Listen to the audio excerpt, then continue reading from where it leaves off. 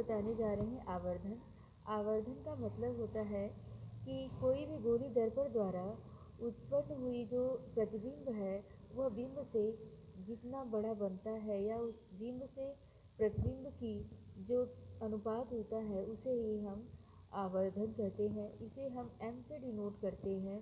m बराबर में प्रतिबिंब की ऊंचाई जिसे हम h डैश और अपॉन में बिंब की ऊंचाई जिसे हम h से डिनोट करते हैं।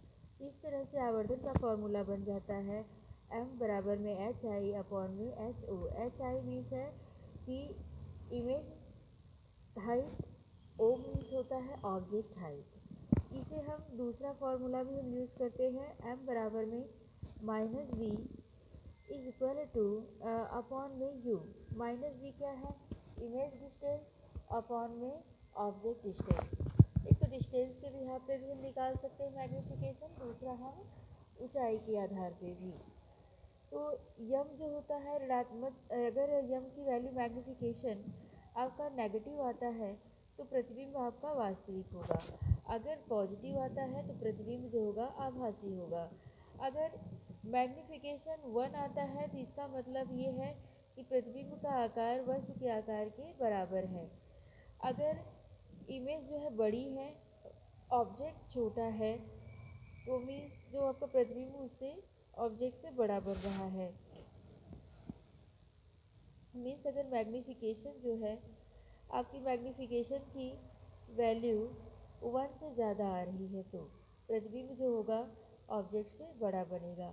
अगर मैग्नीफिकेशन 1 से छोटा है तो प्रतिबिंब जो होगा वो छोटा होगा। समतल दर्पण में आवर्धन हमेशा +1 होता है और +1 साइन जो होता है आभासी प्रतिबिंब का होता है। अब हम कुछ प्रश्नावली दी गई हैं उनके बारे में हम डिस्कस करेंगे कि यदि समतल दर्पण का आवर्धन +1 है तो ये क्या दर्शाता है। तो बेटा इसका आंसर होगा कि यदि समतल दर्पण का आवर्धन +1 है तो ये यह दर्शाता है कि बनने वाला प्रतिबिंब आभासी है और प्रतिबिंब का आकार वस्तु के आकार के बराबर है। दूसरा प्रश्न है, यदि वास्तविक प्रतिबिंब का आकार बिंब के आकार का बनता है और दर्पण से 18 सेंटीमीटर की दूरी पर बनता है तो दर्पण कौन सा है बताइए और उसकी फोकस दूरी ज्ञात करें। तो पहला कि जो वास्तविक प्रतिबिंब है हमेशा अवतल दर्पण में ही बनता है। तो वास्तविक है तो दर्पण आपका कौन सा है? अवतल दर्पण है। दूसरी चीज़ आपसे ये कही गई कि बिंब का आकार जो है प्रतिबिंब का आकार दोनों बराबर है। तो बिंब और प्रतिबिंब का आकार तभी बराबर होता है जब हम वस्तु को वक्रता केंद्र पर रखते हैं। मतलब अगर प्रतिबिंब वस्तु के बराबर बन रहा है तो वस्तु कहाँ रखी है? वक्रता केंद्र पर। और अगर वस्तु की जो है दर्पण से दूरी 18 सेंटीमीटर मतलब वो वक्रता त्रिज्या 18 सेंटीमीटर है तो फोकस दूरी जो होगी वक्रता त्रिज्या की आधी होती है। तो 18 का आधा हम कर देंगे तो वक्रता त्रिज्या क्या होगी? 2 सेंटीमीटर। तीसरा प्रश्न है आपका कि कारण बताइए, हम सौर भट्टियों में कौन से दर्पण का इस्तेमाल करते हैं और क्यों। तो हम सौर भट्टियों में अवतल दर्पण का इस्तेमाल करते हैं क्योंकि अवतल दर्पण प्रकाश की किरण को एकत्रित कर सौर ऊर्जा को बढ़ाती है। दूसरा प्रश्न, वाहनों में स्पष्ट दृश्य के लिए किस दर्पण का इस्तेमाल करते हैं। तो वाहनों में स्पष्ट दृश्य के लिए हम जो है उत्तल दर्पण का इस्तेमाल करते हैं क्योंकि उत्तल दर्पण पर बनने वाला प्रतिबिंब जो होता है वो सीधा होता है और आभासी और छोटा होता है।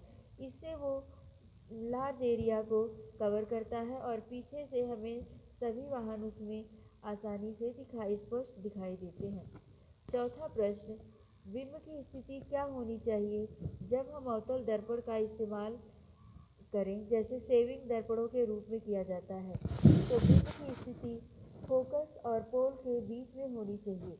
दूसरा, टॉर्च और सर्च लाइट में, तो टॉर्च और सर्च लाइट के केस में बिंब की स्थिति फोकस पर होनी चाहिए क्योंकि बिंब की स्थिति अगर फोकस पे होगी तो उससे टकराने वाली किरण जो होगी वो मुख्य अक्ष के समांतर जाएगी और काफ़ी दूर तक जाएगी। पाँचवा, अवतल दर्पण के मुख्य फोकस की परिभाषा लिखिए। तो अवतल दर्पण के मुख्य अक्ष से समांतर किरण टकराने के बाद जिस बिंदु पर मिलती हैं उसे ही उनका मुख्य फोकस कहा जाता है। छठा प्रश्न, एक गोली दर्पण की वक्रता त्रिज्या 20 सेंटीमीटर है तो उसकी फोकस दूरी क्या होगी? अभी मैंने आप लोगों को बताया कि फोकस दूरी जो होती है वक्रता त्रिज्या की आधी होती है। अगर वक्रता त्रिज्या 20 सेंटीमीटर है तो फोकस दूरी 10 सेंटीमीटर होगी। उस दर्पण का नाम बताइए जो बिंब का सीधा तथा आवर्धित प्रतिबिंब बना सके। तो वो अवतल दर्पण है। सीधा प्रतिबिंब तो उत्तल में बनता है लेकिन वो आवर्धित नहीं होता, वो छोटा होता है। आवर्धित प्रतिबिंब के लिए हमें अवतल दर्पण का उपयोग करना होगा और वस्तु को फोकस और पोल के बीच में रखना होगा। वह कौन सा दर्पण है जिसकी फोकस दूरी धनात्मक होती है? तो उत्तल दर्पण की फोकस दूरी धनात्मक होती है। दूसरा, और हमेशा आभासी प्रतिबिंब बनता है। तो उत्तल दर्पण में हमेशा आभासी प्रतिबिंब बनता है। किस बिंब का अवतल दर्पण द्वारा बना प्रतिबिंब आभासी, सीधा एवं बिंब से बड़ा पाया गया? वस्तु स्थिति कहाँ होनी चाहिए? तो अभी हमने बताया कि अवतल दर्पण में आभासी सीधा प्रतिबिंब तब बनता है जब हम वस्तु को फोकस और पोल के बीच में रखते हैं। गोले दर्पण का आकार एवं उससे प्राप्त प्रतिबिंब के दो गुण बताइए। यदि उसका आवर्धन f+6 है तो प्लस में अगर आ रहा है आंसर, मतलब बनने वाला प्रतिबिंब जो है वो आभासी है। दूसरा कि प्लस में है तो सीधा बनने प्रतिबिंब जो होगा अगर आभासी है तो वो सीधा है। और इस तरह का प्रतिबिंब क्योंकि इसमें वस्तु जो है मैग्नीफाइड हो रही है और अब वस्तु से 6 टाइम मैग्नीफाइड तभी बन सकती है जब वस्तु को जो है फोकस और पोल के बीच में रखा जाए। अब हम बताने जा रहे हैं प्रकाश का अपवर्तन। जब प्रकाश एक माध्यम से दूसरे माध्यम में जाता है तो प्रकाश की किरण तिरछी हो जाती है। इसका कारण ये होता है कि माध्यम परिवर्तित होने से प्रकाश की चाल परिवर्तित हो जाती है और इसे ही हम प्रकाश का अपवर्तन कहते हैं। प्रकाश के अपवर्तन के कुछ उदाहरण। प्रकाश के अपवर्तन के कारण स्विमिंग पूल का तल वास्तविक स्थिति से विस्थापित हुआ प्रतीत होता है। दूसरा, पानी में आंशिक रूप से डूबी हुई पेंसिल वायु तथा पानी के अंतःपृष्ठ पर टेढ़ी प्रतीत होती है। तीसरा, कांच के गिलास में पड़े नींबू वास्तविक आकार से बड़े प्रतीत होते हैं। कागज पर लिखे शब्द ग्लास स्लैब से देखने पर उठे हुए प्रतीत होते हैं। अब हम इस डायग्राम के द्वारा आपको प्रकाश के अपवर्तन के बारे में समझाएंगे। जैसा कि हम इस डायग्राम में देख रहे हैं कि ये प्रकाश की किरण यहाँ पे आती है और टकराती है, ये इसका अभिलंब है। तो हम देखते हैं कि प्रकाश की किरण सीधी न जाके अभिलंब की तरफ झुक जाती है और झुकने का कारण ये है कि ऊपर का हवा जो है एक सघन माध्यम है, ये एक विरल माध्यम है और ग्लास स्लैब एक सघन माध्यम है और दोनों में जो प्रकाश की चाल है वो अलग अलग है।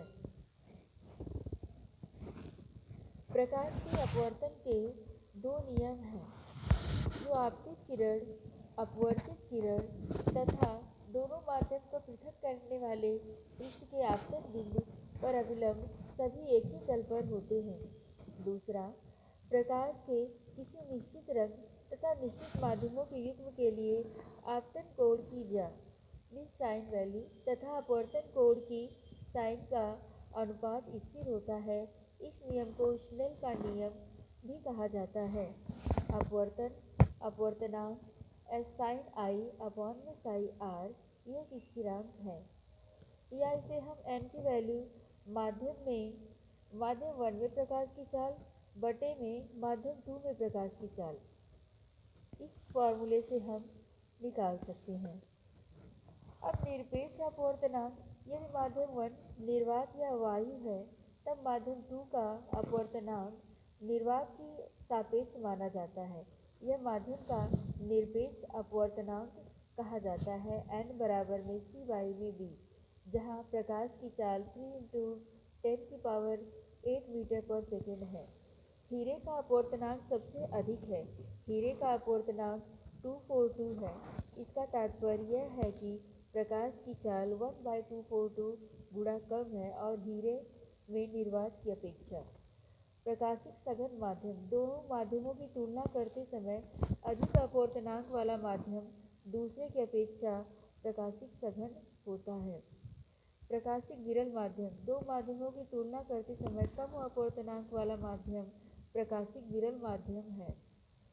जब प्रकाश की किरण विरल माध्यम से सघन माध्यम में जाती है तो उसकी चाल धीमी हो जाती है तथा अभिलंब की ओर झुक जाती है।